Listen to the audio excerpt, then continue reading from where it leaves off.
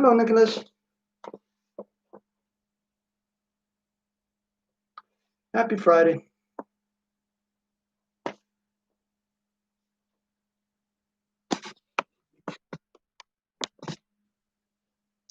Marla and Tom, hello. Ian will be a bit late. Thanks, Tom, for telling me. Okay, Marla and Tom. And a bunch of others too. Lee, Tadashi, hello. Okay. So, Lee, Tadashi. And good day to Shilpa and Natalie and Magdalena as well. Good, everybody's checking in. I love it. Appreciate it. On a wintry Friday. Hello, Larissa.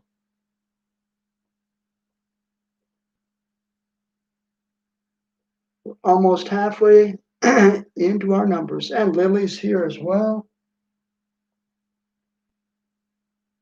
Terrific. Did I get everybody?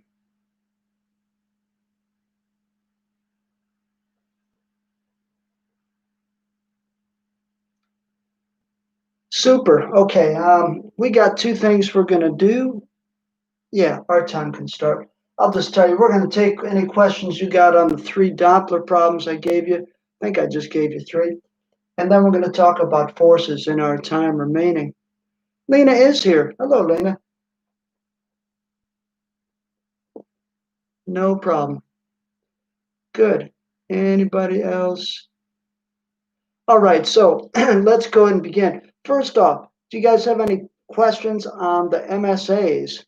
Because now it looks like you only got the presentation, and then it's just your regular grades to qualify you for the Mittelschulabschluss.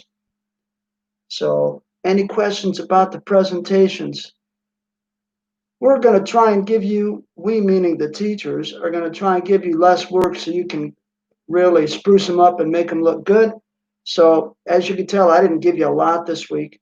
And I may just meet once or twice next week just to talk a bit more about forces, but I may not even give you an assignment. We're done with the 10th grade physics curriculum.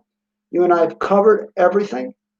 Not in the detail, some things, because I can't do labs with you as many as I wanted to, but we covered all the subjects, so you're ready for your next step. And teachers in 11th and 12th grade usually tell me what they want more beefing up in students on is the topic of forces. So that's why if I have extra time, that's what I do. Okay? All right, it's 3 minutes into class. I don't know where the others are. I guess they're going to be late, so to hell with them. Here we go. Let's begin. So, of the three problems, any questions that you have on the three? Hello, Noah. And if you got a question, be specific because I don't have the data in front of me. I'd have to pull it up, which I guess I can do, but then I can't see you guys at the same time. Of course, I can't see you anyway. Never mind. Any specific questions on the Doppler, or are they going okay?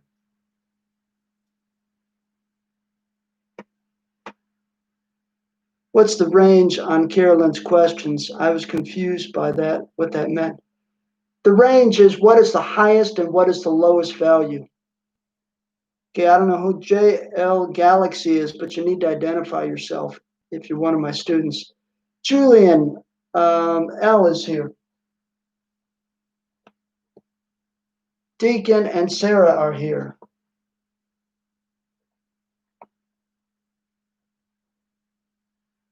Good. So if Julian K, you're out there, let me know. Priya, if you're out there, let me know. Aiden K, let me know. Riley, say hello. Isabella, say hello. Christian, say hello. Dominic, Ali, and Vincent. If any of you are there, say hello. Other than that, we're going to put that aside. And so, Lily, what I'm talking about with the Carolyn's question is, what is the highest frequency she hears from the plane going around her head? Not around her head, but towards her and away from her. What's the highest and what's the lowest? So you got to run the Doppler equation twice. Once for the plane coming towards Carolyn and another time for the plane going away from her. If you do both of those, and the answer should be around like 190 and 211 hertz. If you do both of those, you should get both correct answers for the range of what she hears. Okay? And of course, she'll hear in the middle as it's near her and turning around. So she'll hear between those two amounts. Right. And of course, that would be within human hearing. Isabella's here. Okay, good.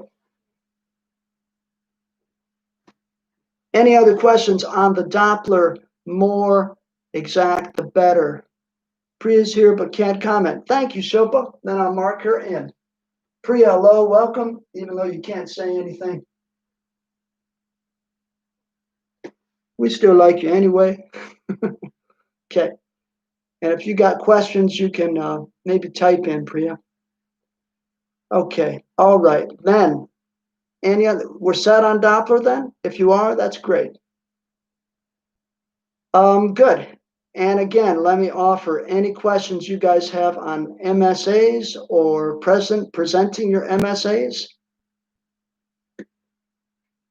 I'm going to give you one other piece of advice. Okay, let me get a couple markers and I'll show you what I mean. If you got a partner and you're not doing it alone, don't do this. Partner 1 talks. Partner 2 talks. Okay, talk is over. Don't just have it like 10 minutes and 10 minutes. It's really boring and it doesn't really show what much cooperation. One of the things we're grading you on is cooperation between the two partners. So here's what you do instead. Person A talks for a little bit and then they say, and now I'm talking about, I don't know, I'm talking about elliptical orbits and more circular orbits are going to be covered by my partner, blah, blah. And the partner says, thank you, and I'll take it from there. And then I'll talk about circular orbits. And now back to how does the sun affect orbits from my partner? Oh, thank you very much. And then, so what you want to do is go back and forth and announce each other and really make it like you're handing off lightly a baton. And so is going to talk about this. Great. And now so-and-so is going to talk about this. You don't have to do it every like 30 seconds, but do it every couple of minutes so it's not boring for us to see. And so it shows good cooperation in the team. All right, there's my tip for the day. Let's see if you got any other comments that I can read and see. Lily's got a question on. Yeah, that's right, Tom. Nobody told you that. That's why I'm telling you that. Because I want you guys to do good. Okay? All right, let's get back to Lily's question. Yeah, I know. That's what I mean, Tom. Okay, back to Lily's question. Sig figs on the third question. Should we round to 1 because that's the least amount for the question, or should we round to 4 since the other suggested sig fig? Lily, in the question, I hope I gave you more than 1. Did I give you a number like 4 or did I give you a 4.00? Because if I gave you, Lily, something like 4.00, that's got 3 sig figs, right? So I don't think I gave you any with 1. I didn't want to. You know what I mean? So that would be 4 significant figures, Lily. 3.000, just like 4.000 would have 4 sig figs. So I'd say round to, I don't know what other numbers I gave you, but if they're all 4, then round your final answer to 4. The one you gave is 50,000. 50,000. Well, let's make it 50,000 point. Remember what happens there? Then that's got 5 sig figs. So then you get around to the least number, which would be 4, if that's what you're doing.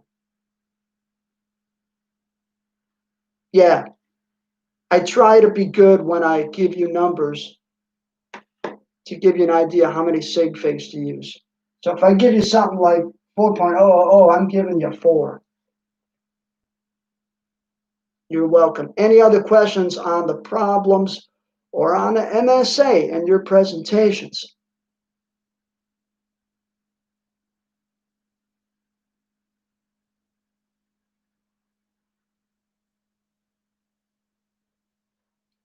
If no, that's quite all right. We got plenty to do, but I want to give you an opportunity to ask about stuff. Like Tom said, your teachers don't always tell you this, so that's why I'm here. I've listened to MSAs for 15 years. I've heard a lot of them. The good, the bad, the ugly, and I want yours to be good. Okay, yeah? All right, then let's start with forces. Forces are a big deal, whether you go into the Leistungscourse course or whether you go into the AP program. So that's why I pick it, and that's why my Deutsche Kollegen have told me they want you to study forces more before 11th grade. Oh, but I got another question from Shilpa. If we can't answer a question during the MSA from a teacher in the end, how much does it affect our score? If you get a question, you're going to know something about the question, probably. And you can say, well, here's what we did learn. We learned this, blah, blah, blah, blah, blah. But I can't answer that question exactly. But I would have to do more research on this subject to answer it. You know, so even if, Shilpa, you can't answer the question, you can give an intelligent answer about how to answer it. You could say what you would need to do to answer it. Or you could say what you did do, which might be close to that to answer it. Okay? And we're not looking for tricky questions, okay? Your teachers just want to see if you have some basic knowledge, okay?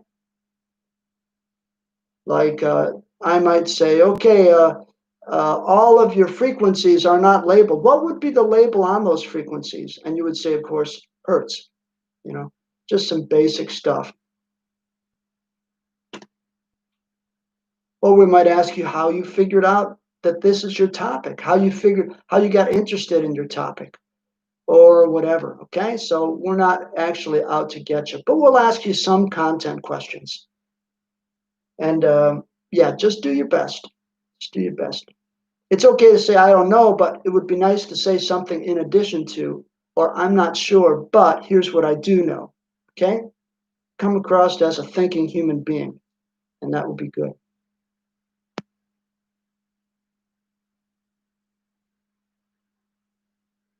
Okay, if the subject that you're presenting is outside of one of the teacher's areas, don't worry, because 1/3 of the grade you get is on content, 2/3 is on presentation skills. So the deal is, if let's say I'll pick on Mr. Lang because he's my buddy. So if I have Mr. Lang watching physics, he's probably not going to know a lot of physics. I and maybe Frau Ruckgeis may worry about the physics details, okay? The content, we call it. But Mr. Lang's going to be able to represent, he's going to be able to recognize a good presentation, and that's 2/3 of your grade. So your third person is mainly going to be there not to check content, Shilpa, but to actually grade with the other two teachers the quality of the presentation as a presentation. Good questions. Any other questions from anybody? Sorry to cut you off early. I thought we were all done, but if you got another one or two, that's okay.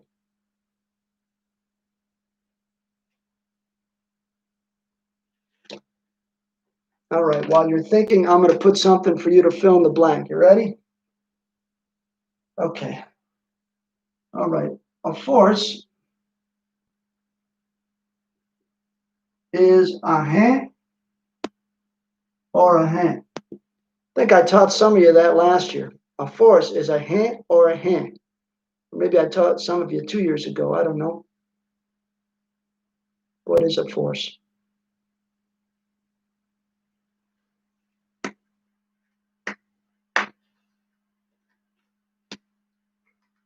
Hey, Tom's got it. So does Shilpa. Let's see if some others have already answered. Sometimes it takes a minute before I get your answers. Lee has it as well. Good. Okay, so force is a push or a pull.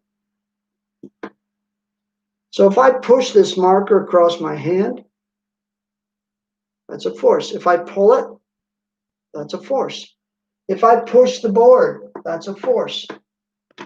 If I push the wall, that's a force, even though I'm not moving the wall, but it's still a force. I can pull the board, it comes a little bit, that's a force. All right. Forces are measured in.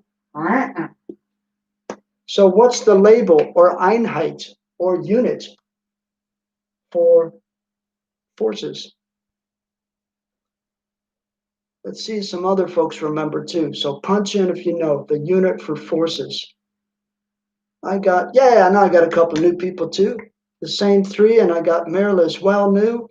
Anybody else know what that was? Tadashi knew as well. Good. And Sarah and Larissa. So it is indeed in newtons. All right. So I want you to know what a newton is. It looks weird. 1 newton, capital N is newton, is 1 kilogram meter per seconds squared. Now, if you think about it, that's not as weird as you might guess. Why? Because a kilogram is a measure of mass.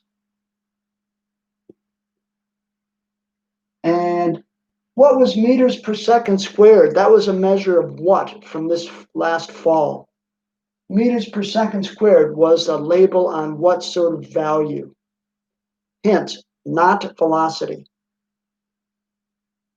Meters per second squared was a label on what sort of quantity in physics? Good, people are waking up. I like it. Lee and Sarah and Shilpa all got acceleration. So you know what? It's the mass times the acceleration. And that is reflected in the label as well, kilogram meters per second squared. It just sounds funny, so everybody calls it a Newton instead. All right? Good. Now, what we're mainly interested in, other than if you have questions, is a review of forces and then how we use them in diagrams. And if we get that far, we'll talk about them mathematically, which is something you've never done. Okay? All right. Let's review Isaac Newton's 3 laws.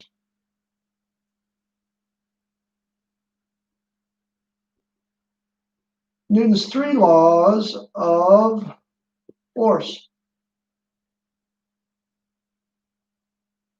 And here's the first law. Ready? An object in motion, blah, blah, blah, blah, blah, blah, blah, blah, blah, blah, blah, blah, blah, blah, blah, blah, blah, blah. You got that? Good. Punch in, everybody. What is the rest? You should have had this before. So let's see if you can type something in. Yes, I know it'll take a moment for you to type it. So first law starts out, an object in motion, and what's the rest of it? Some of you smarties out there, I know this. Oh, Tadashi, good jump in. And Lily's got the start of it. So an object in motion, thank you, Tadashi, tends to stay in motion. And let's see if you got the rest for fun. And there's another part to it. Yeah, Shilpa's kind of made it general. Stays in motion, right lane up. And Marla has some of the rest of it. And that is, and an object at rest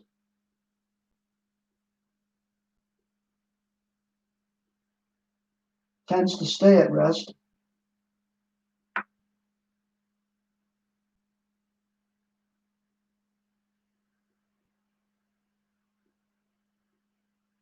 Comma.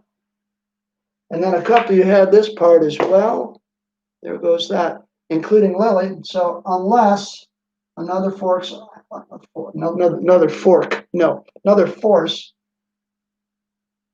and not a spoon or a knife, unless another force acts on it. Sorry, that's at the bottom of the board. Maybe you can still read that. Yeah, I think you can. I'll read it again. So an object in motion tends to stay in motion, and an object at rest tends to stay at rest unless another force acts on it. It here is the object. A little sloppy writing from me, but there you go. I'm not perfect either. Okay, let's do law 2.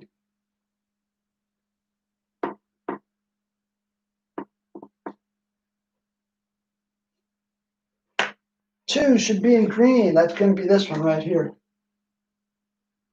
2 is an equation, and it's an equation you've heard of. Force equals times . Not funny? It's pretty much just an equation. We're going to put in letters too. Yeah, good. Shilpa's got it. Nice.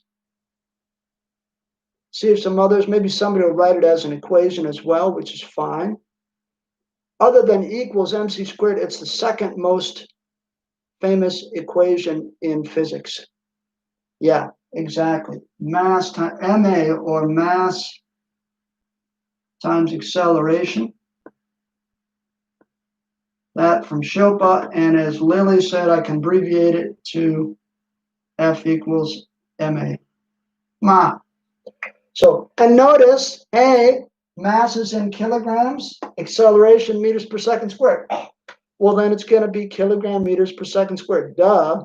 So the second law should lead you to understand what a Newton is anyway. All right?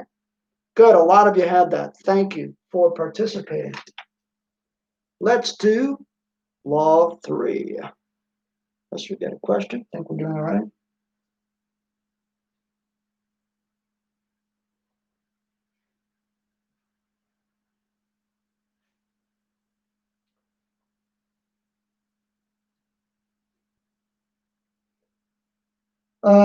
Do I want to do anything with law 2?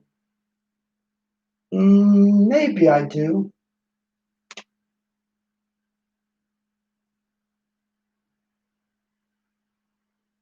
Let's talk about a shotgun blast.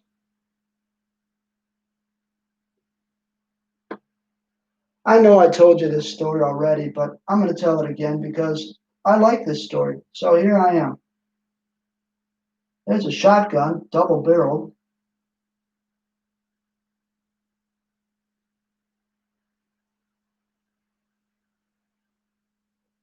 And on one side, out comes the shot. Shot is little bits of metal, BBs, we say in America. You draw yourself some shot coming out.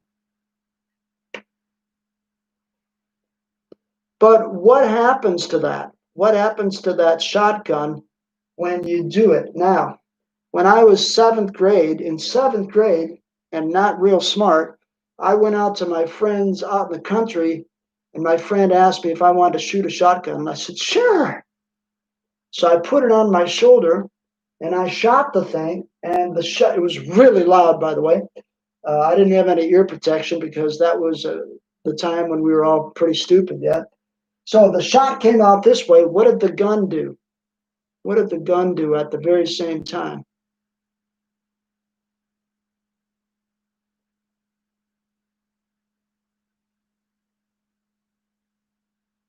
So the shot went that way. The gun did what? Yeah, it went against my shoulder. Thank you. Pushed back. Exactly. Recoiled. Good word, Tom. That's a 10-cent word. I love it. So it did indeed recoil. So what happens is, if you think about it, the mass of this stuff is really low. So I got like this. I got mass times, but the acceleration of these little pellets is huge. But that equals the recoil, as Tom so nicely called it, of the gun. So the gun goes this way, and this stuff goes this way. Well, it turns out those are going to be equal forces. And so I got a big old mass, that's the gun, luckily times a smaller acceleration. Otherwise, it would have taken my shoulder right off, although it hurt enough anyway. Stupid kid. Anyway, so there you go. So this kind of reviews the second law and introduces the third law too. And Riley, for the future, when I put a due date, that's the date when it's done. So that's what I do on the calendar. But look for the instructions so you know when it starts. But I'll give you some credit. Riley, you can watch the video for the rest of it and send me your notes. So you were here about half the time there. Okay. Good. Let's go to the third law. And some of you got it already, which is just dandy. I'm going to start it. And it's a good example for the second and the third law, my little shotgun thing, my shotgun blast. Every action force has, and let's see if some of you others can fill in the blank.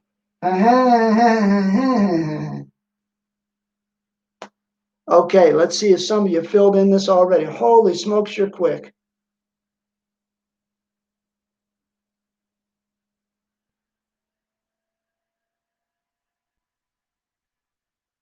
Yeah, good. That's more or less it, Shilpa. Thank you, Lee. And Lee has it too. Every action force has an equal and opposite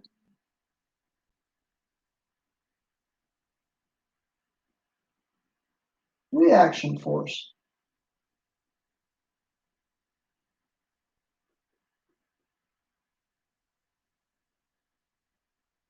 For example, up here we had force of gun on shoulder. Well, that's going to equal the force of the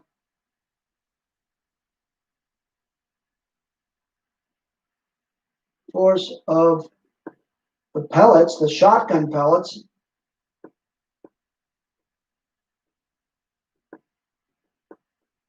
in air.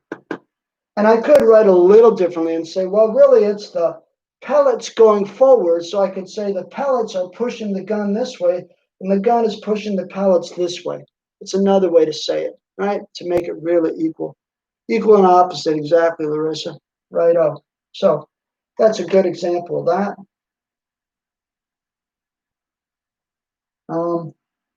There's a winter example I was going to tell you. If it gets icy again, here's a cool thing to do. Go up to let's say you're standing on a place really icy. Go up to a tree and push the tree. Ready? And if you push the tree, even though you're pushing forward, you're going to go backwards on the ice, aren't you? Not cool? So you're pushing on the tree, but the tree is pushing back at you, and it actually moves you because you can't move the tree. Okay? You can't apply that big a force. Fun, huh? Action, reaction, even in winter, if we get a little more icy streets. Okay. I hope that reviews the 3 laws of Newton. Now we can apply them with our time remaining and see how far we get.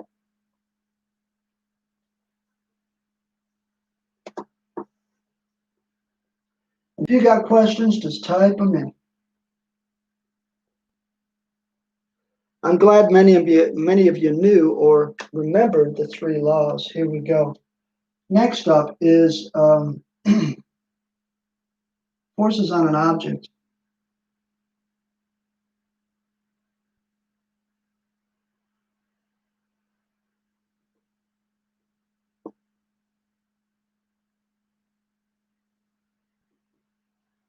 I'll do something boring because I don't have a whole lot available here in my basement. So we'll do a marker on a folder. Not moving. There you go. Marker on a folder. So I'll draw that rather boring example. So here's the folder. And here's the marker on it.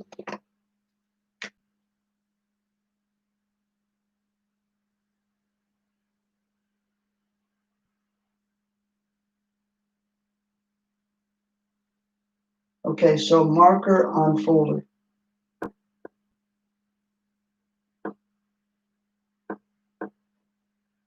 Well, you know what I'm going to ask. I want to know what one of the forces is in this picture. So we're going to draw a line from the middle of the marker. The middle of the marker would be called the center of mass or point of action, which is what we like to call it in physics. So middle of the mass or point of action, what's one force operating on that picture? Marker on folder. Give me, there's 2 forces in this picture. Can you remember one of them? What's one force operating on this thing? Good. We got one is gravitational force. That's cool. Thank you, Lily Magdalena. I'm going to mark that in red. Or I don't know, what color do we like gravity to be? I don't know. We've got a blue planet. Let's make it blue again. So from the middle of here, middle of my marker, I'm going to make a line going down. And we're going to call that the force of gravity.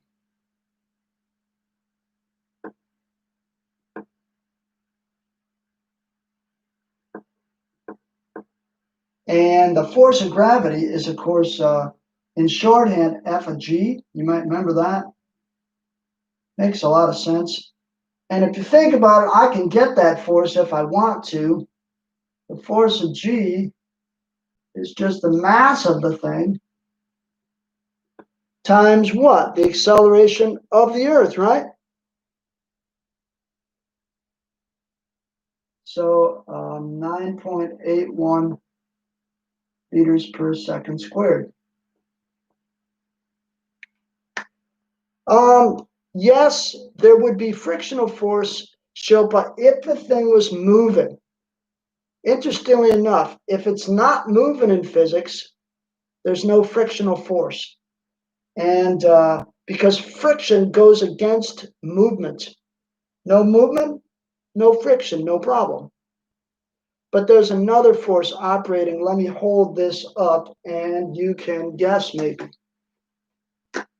Right now, if this was the only force, that would be on its way to the center of the Earth. So I got another force in addition to the force of gravity that's operating here. So why is this not going to the center of the Earth? What's the other force in the picture? Hint, law 3. Think law 3. Maybe you haven't had this. I think you did. Some of you had it with me, I think. The force of you holding it up. Yes, or the force of, in this case, it's not me directly holding it. Maybe some of you didn't have this. I don't know. What's going up? So in other words, there's an equal and opposite force equal and opposite force in this picture. And I'm going to show it now. And it's going from, we even though it's pushing up from the essentially it's the folder, isn't it? Right. Thank you, Sarah.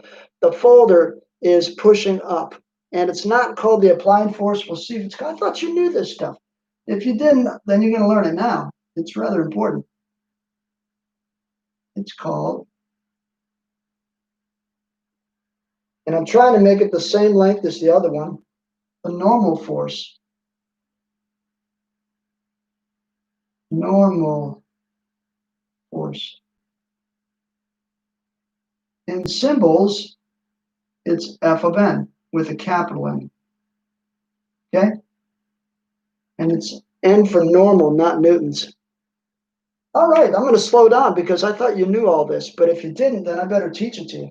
So this is called a free body diagram. I got an item, and the little spot in the middle where we draw the forces, maybe you had this from Herr Blessman. He certainly teaches it. That's, or Frau Ruckheis. It's called the point of action. And where is the point of action? It's the center of the mass. So it's the center of the marker, okay? Center of mass. Okay, so my point is, if that's my force, here, I'll hold it up here and you can still see, then I got gravity pulling this thing down, F of G, but at the same time, I better have something else pushing up. That's called the normal force, and that's pushing up with the same amount because that marker is not moving. Equals N. So the two forces are equal and opposite, same number of newtons, but in opposite directions. I tried to make the arrows the same length. So I'll say here, arrows, same length for F of G and F of N. Okay, yeah? If you got a question, ask me. So, so far, so good, I think.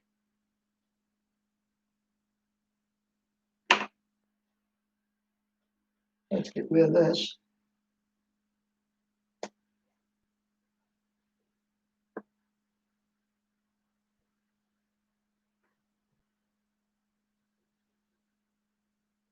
How many of you have had the term normal force? Raise your hand. Not many of you. I can't see any of you. Okay, so what does normal mean, by the way? Okay, so normal force,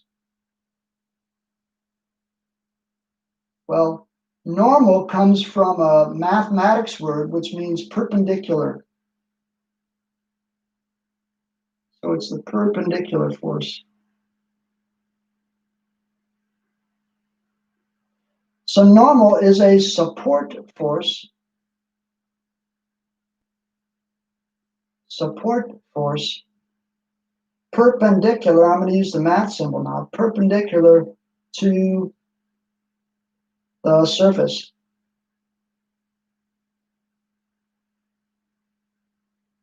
Right? So there's my surface, so it's perpendicular. I've got a 90-degree angle, don't I? Right? So the red line is my normal force perpendicular to the flat folder. And hey, I can do this. This would be kind of clever. So the normal force is like this direction, right? And the gravitational force is like this direction, right? And the two better be opposite and equal. Whoa. Okay, to give it a little 3D effect there. No extra charge. Good. All right. Then let's begin with the harder stuff. Okay, so normal force, it's a support, support force,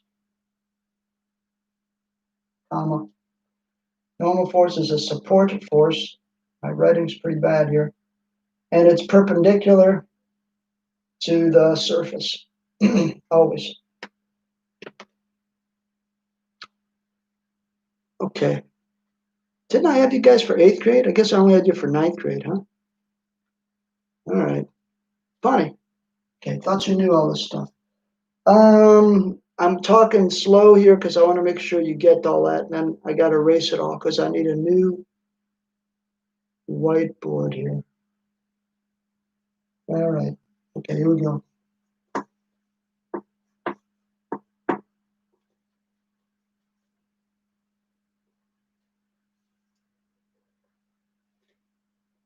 Okay, here we go. You ready for 10th grade? Forces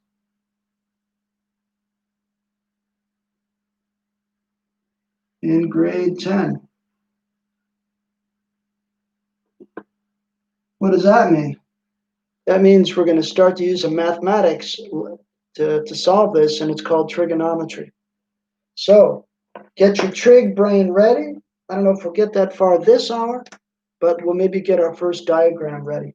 Okay, so let's make the first one easy. We're going to talk about something we did not have in, well, I guess we did have it in 2020, but only for a week.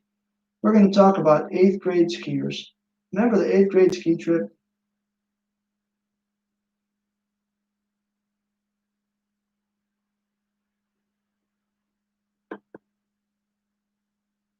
Okay, so here's a skier. And there they are. They got their skis on. And they got their poles. They got their helmet on. Okay? And what do? We take the beginners on the flats, don't we? So for that beginner, I for sure only got 2 forces. And of course, from the middle of the center of mass of that person's about right there. And that's going to be F of G. And the one going up is going to be this one we just talked about, the support force from the snow, right? From the surface, from the ground. Sorry to go through your head there, buddy. That's F of N.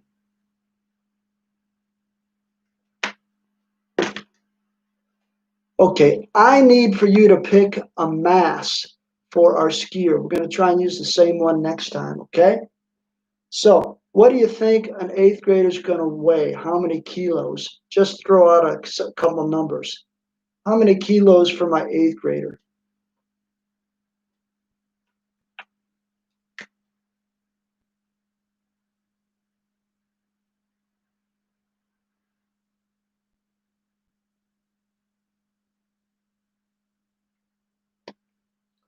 $50, $51, I like it. All right, let's take 50. That's a nice number.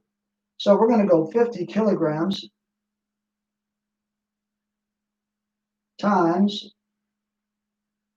9.81 meters per second squared. And of course, that's about 500, isn't it? And we're going to just leave it at that. I don't want the exact number. So 500 newtons, okay? So what we're going to say is that F of G is about 500 newtons. But if it's on the flat, or on the flats, as we say at the ski resort, then F of N here also equals 500 newtons. So what we're doing in the future is we're going to take our skier, he or she, there's some hair coming out, and we're going to make them first be on a mild slope. Then we're going to put them on a steep slope and see what happens mathematically. And that's what's up next week, okay? All right, so we'll see you then. I'll set up a day and time and let you know when that is for our next live stream, okay? We probably won't meet a lot next week because I want to give you time to work on your MSAs. That's what we're supposed to do anyway. No classes on Monday, Martin Luther King Day, I believe. or is it President's Day? Anyway, so have a good weekend and stay healthy.